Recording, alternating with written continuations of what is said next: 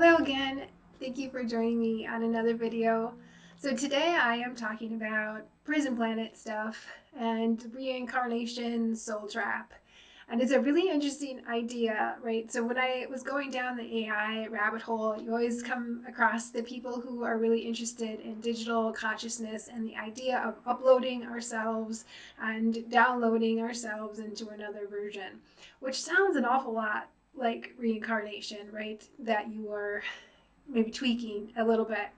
And I find it really interesting to juxtapose that idea with the idea of reincarnation and the theme or the way that a soul supposedly travels through multiple life experiences over and over and over again until they start to wake up to the fact that they are a soul and then have a choice point of returning to the birth and death cycle or exiting from it. And exiting would be by following some form of spiritual path that leads to enlightenment and a grander interaction with the cosmos that does not have to be limited to this planetary situation. So, all interesting concepts, really. I think it's a little heartbreaking that we experience life as human beings in such a manner that it feels imprisoning. I think we have a vast potential as conscious beings to create a future for ourselves that is beautiful. We do this on a small scale as much as we can, but we do put a lot of limits on ourselves. And everybody has kind of ideas about what those limits are, and we will point the finger all over the place. But it just seems weird to me. I guess I'm not really satisfied with that conclusion. I think there's something that we don't understand yet from these bodies. A fundamental piece of the information puzzle is missing.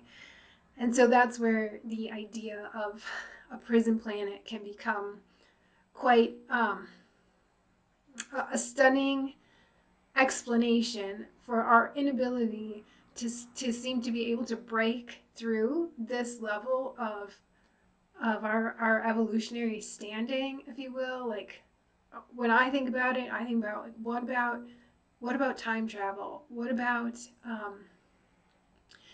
existing in a physical manner where our environment is more harmonious and not as harsh as the current one is?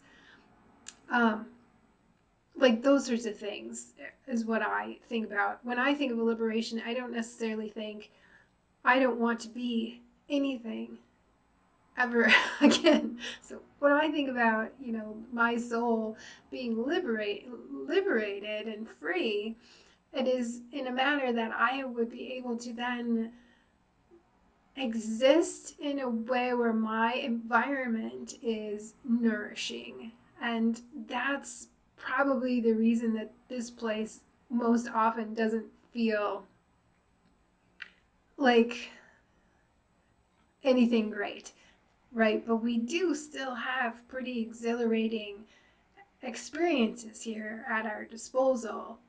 And the problem isn't so much the planet, it's how we're running things. And that's a different subject. And I hope that we can keep them from getting too enmeshed with each other so we don't lose sight of the goodness that can come from being part of an ecosystem, especially one like our planet here. So, spirituality 101, I think the easy button for spirituality, non-duality, however you want to really look at it, is understanding how the forces show up. So we have three main forces. I've mentioned this before: the creative force, the sustaining force, and the destructive force. If you understand the destructive force destructive force to be the absolute stillness, absolute nothingness.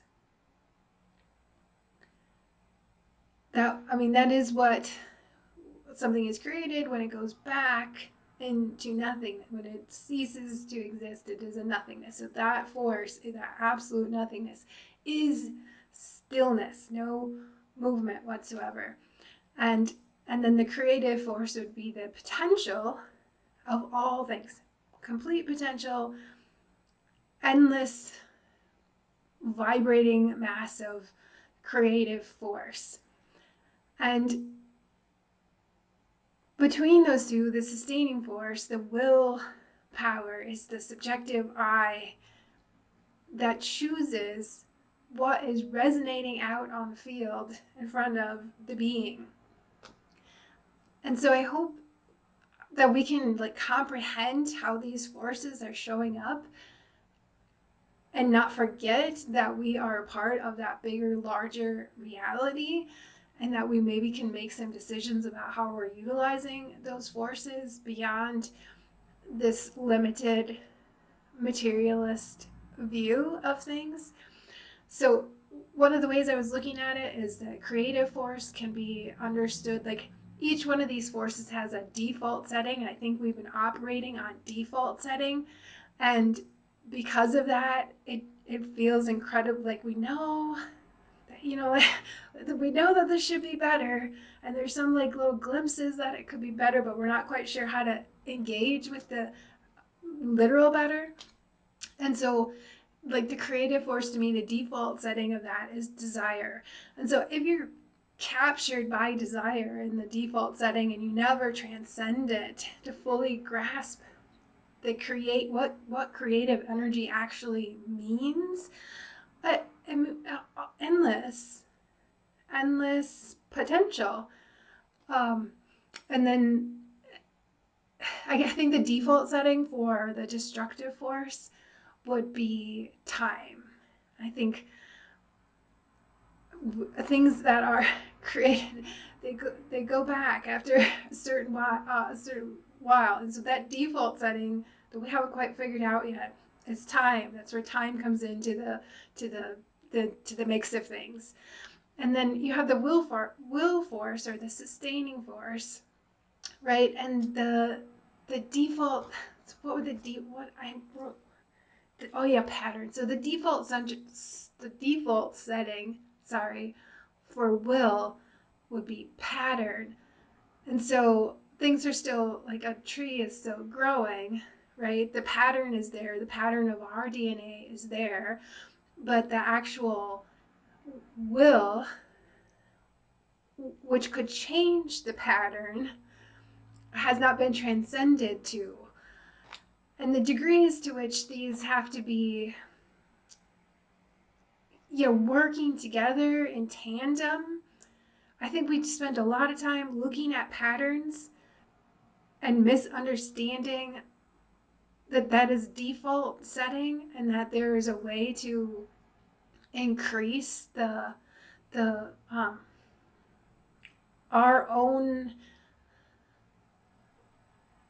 point, like what we want to get back out of reality and how we want to be engaging in our environment in happy ways. I don't know. It's a little disheartening to think of how many people really suffer and how little we are actually using our creative capacities when you start looking at the ways that reality seems to be broken down and the components it's made of. It would be really great if we could get back on some form of excitement again, and less hyper focused on where we're striving against patterns, or we're striving against this oppressive force against our will, and trusting that is indeed a part of reality. There is the absolute nothingness. There is the potential which exists opposite that, which contains absolute everything. And then the subjective conscious awareness looks between that and creates the story. And I think we can do that together in a more meaningful manner. I really hope that we do. I'm going off on a tangent and I don't want to get all preachy, but that's my 2 cents for today. Is like looking at that spiritual, 101. I think start the easy button is start there and understand how those forces work so that we are not feeling that the future is predestined and remembering that it can be changed and we are absolutely capable of doing that.